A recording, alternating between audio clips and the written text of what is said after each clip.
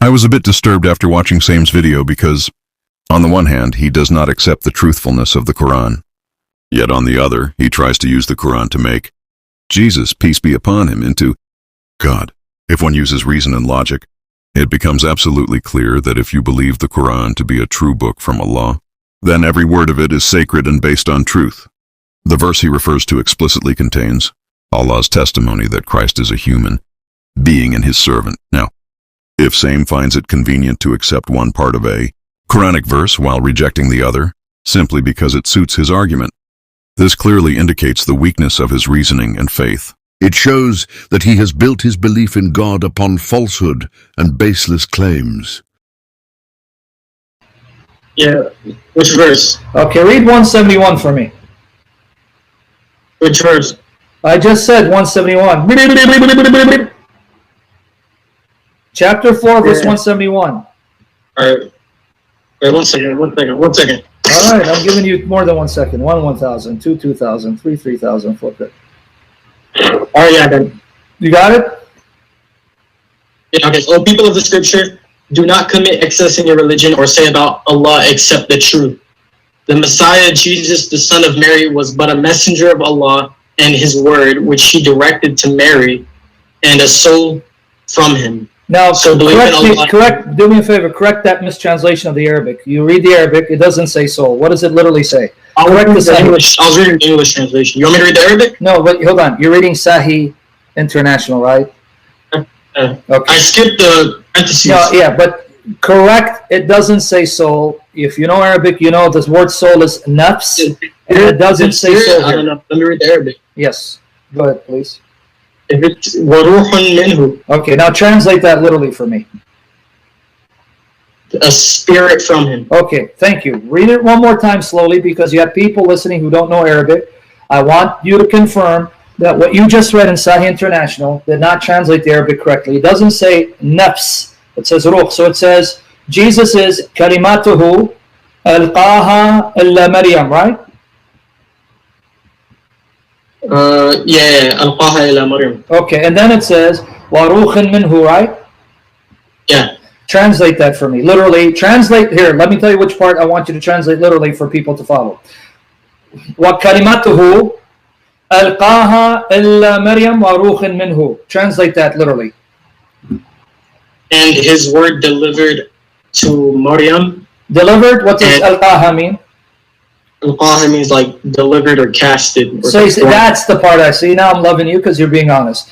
Cast. What? Cast, right? That's the same. This is a synonym. Okay, friend, you'll understand why. You can't, friend. If you stop arguing and just translate cast, you'll see why it's not a synonym because words are defined in context. Yeah, cast is good. Okay, cast down to Maryam, right? Cast down to Maryam, a spirit from him, right? Cast towards Maryam. And a spirit from him, right? Yeah, spirit from him. Okay, here's my question, friend. Please answer the question. Please, my friend. I'm really trying to help you, and I don't want to. Yes. I don't want to put you on the spot because you're a young guy. But man, when people tap dance and don't answer, it bothers me. So please try to answer honestly. When it says His word, which He cast down from Mary, and a spirit from Him, please convince me that Jesus wasn't already existing with Allah before He came down to Mary as a spirit, because that's what the text just said. How did you find that within the text? What does ruhan minhu mean? Does it mean spirit from who? Spirit from Him. Who's Him? Who's Him? Allah. Okay, so He's a spirit from Allah, and then you just said His word which He cast down to Mary. If I cast something down, that means it has to be up, right? It doesn't necessarily have to be. It has to be from one point to another. Yes, it has to be because it says cast down, which is why it says a spirit from Him. So He came down. He was cast down from Allah as a spirit that entered Mary to become flesh. It's right there in front of you, dude. It's right there, man. If I bring a blind man, he's going to see it. Now, if merely the act of Allah placing His spirit into someone makes them divine, God forbid, then Adam, peace be upon him, would be even greater God. Because in Jesus' case, Allah placed the Spirit through a mother and made him a human being. But Adam, peace be upon him, was created directly by Allah's own hands, and then Allah breathed his Spirit into him. Not only that, but Allah also commanded the sacred beings, the angels, to prostrate before him. And it doesn't stop there. In fact, Allah's Spirit is within all of us, which is why we have been granted free will and the ability to make choices. This is why humanity has been given dominion over the world and the universe, with the power to rule and act according to our will. إذ قال ربك للملائكة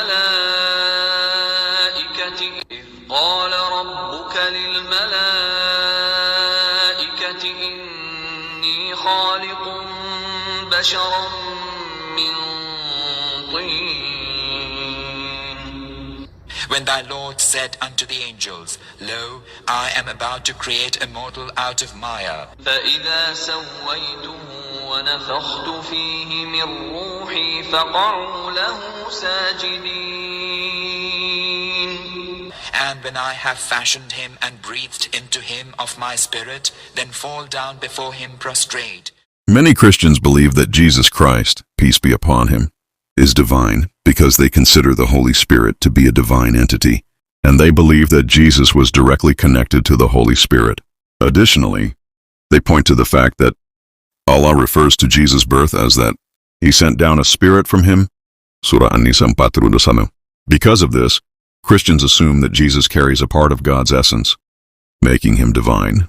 However, the Quran explicitly identifies the Holy Spirit, Ruh al-Qudus, as the angel Gabriel, peace be upon him. If being connected to the Holy Spirit makes someone divine, then Jibril should also be considered God, but no one makes such a claim.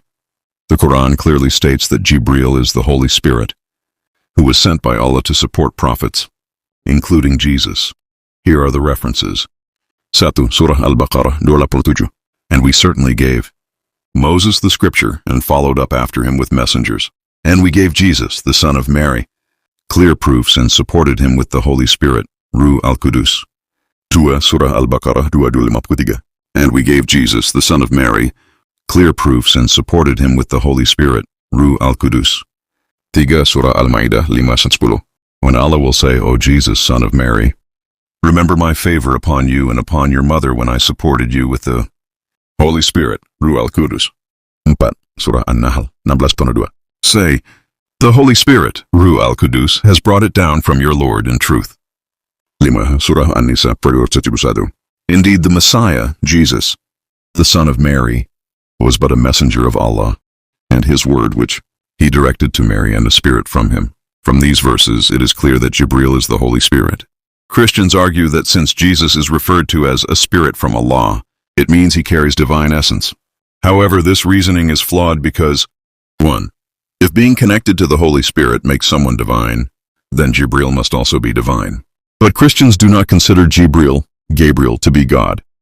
2. Allah also refers to Adam, peace be upon him, as someone created by his word.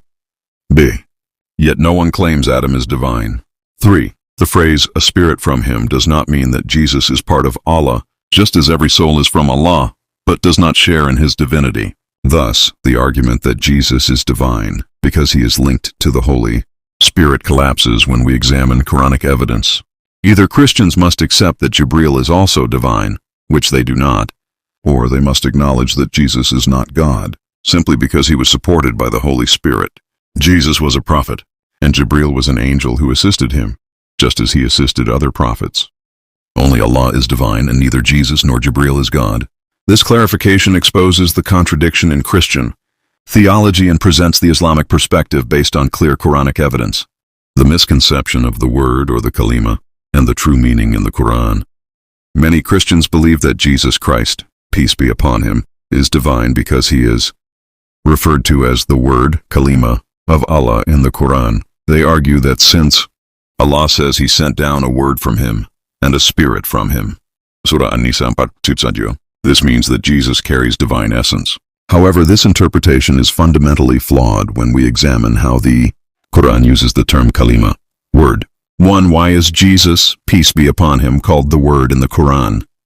Allah states in Surah An-Nisa 4:171, indeed, the Messiah, Jesus, the son of Mary, was but a messenger of Allah, and his word which he directed to Mary and a spirit from him. Here, his word means that Allah created Jesus by his command by the word be, kun, just as everything else in existence was created. 2. If the word means divinity, then Adam, peace be upon him, should also be divine.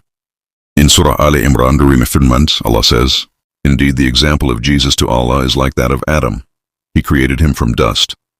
Then he said to him, be, and he was." This verse clearly states that Jesus' creation was no different from Adam's. Both were created by Allah's command, be or kun. If Jesus is divine because he is called the Word, then Adam should also be divine, but no one makes such a claim. 3. Kalima in the Quran always means command or decree, not a divine being. The word kalima, word, appears in multiple places in the Quran, and in every instance, it refers to Allah's decree, promise, or command, never a separate divine entity. Allah's words can never be changed. Surah Al-Kahf and there is no changing in the words kalimat of Allah. Here, kalimat, words, refers to Allah's eternal commands and decrees, not a person. Kalima also means Allah's fulfilled promise. Surah Yunus Muamdan. And the word kalima of your Lord has been fulfilled in truth and in justice. This verse proves that kalima means Allah's divine decision and promise, not a divine entity. 4. Calling Jesus. The word actually disproves the Christian belief, rather than supporting it. Christians believe that the word, kalima, is part of the Trinity, a divine being that became incarnate in Jesus. However, the Quran rejects this interpretation. 1. If being the word makes someone divine, then Gabriel, should also be divine, because he is referred to as the Holy Spirit, Ruh al-Qudus, in multiple places in the Quran. 2. If being created by Allah's command makes someone divine, then Adam should also be God, since he was also created by the word be, kun. 3. The phrase, a spirit from him, does not mean divinity, just as every human soul comes from Allah but does not share in his divine essence. 5. Jesus, peace be upon him, himself denied being divine. In Surah Maryam 9:30, Jesus, peace be upon him, himself declares, "Indeed, I am the servant of Allah. He has given me the scripture and made me a prophet." This verse makes it absolutely clear. Jesus was not part of God, but rather a servant of Allah chosen as a prophet. Conclusion. The Quran consistently uses kalima, word, to mean Allah's command or decree, not a divine entity. If Jesus is God because he is the Word, then Adam must also be God, but no one believes that. Jesus was a prophet, not God, and he was created by Allah's command, just like every other human. Only Allah is divine. Neither Jesus nor Gabriel, can be considered God. This explanation completely refutes the Christian misunderstanding of the word and presents the true Islamic perspective based on clear Quranic evidence. Jesus, peace be upon him, specifically called the word kalima in the Quran. Christians often ask, if everything is created by the word kalima of Allah, then why is Jesus, peace be upon him, the only one explicitly called the word in the Quran? This question arises because Adam, peace be upon him, was also created by the word of Allah, yet he is not referred to as kalima anywhere in the Quran. The answer lies in Allah's infinite wisdom and knowledge of future events. 1. Allah knew that Christians would exaggerate the birth of Jesus, peace be upon him. Allah knew that until the day of judgment, Christians would elevate Jesus, peace be upon him, to divinity because of his miraculous birth. Since Jesus, peace be upon him, was born without a father, many Christians began to argue that he must be the Son of God or God himself.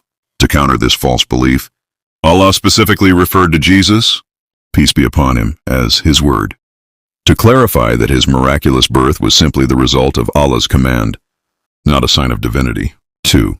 Jesus, peace be upon him, was created by Allah's word, be, kun, just like Adam, peace be upon him. In Surah Al-Imran 3:49, Allah says, "Indeed, the example of Jesus to Allah is like that of Adam.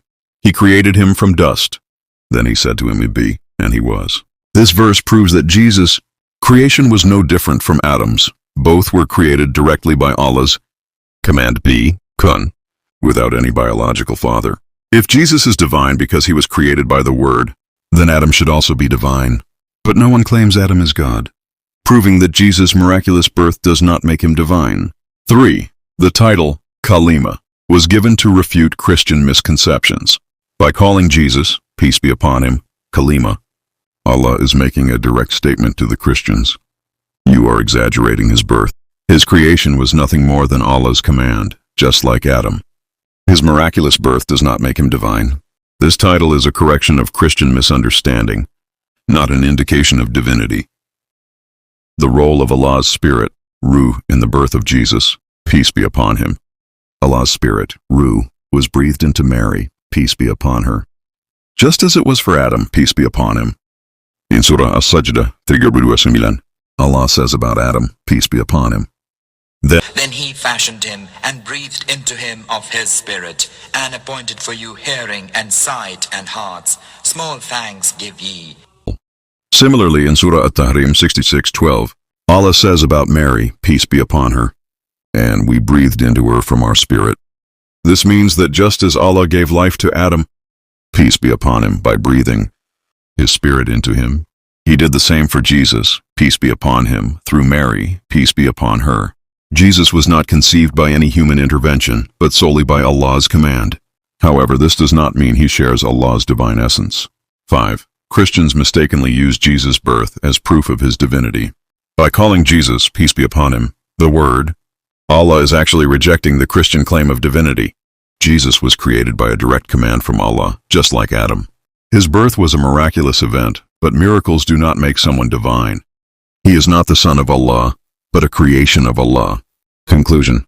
Allah called Jesus the Word, Kalima, to counter Christian exaggeration, not to confirm divinity. His birth was a result of Allah's command, be, kun, just like Adam. The Spirit, Ruh, that Allah breathed into Mary was the same process used for Adam, proving that neither are divine. This explanation refutes the Christian misunderstanding using the very Quranic terms they attempt to use for their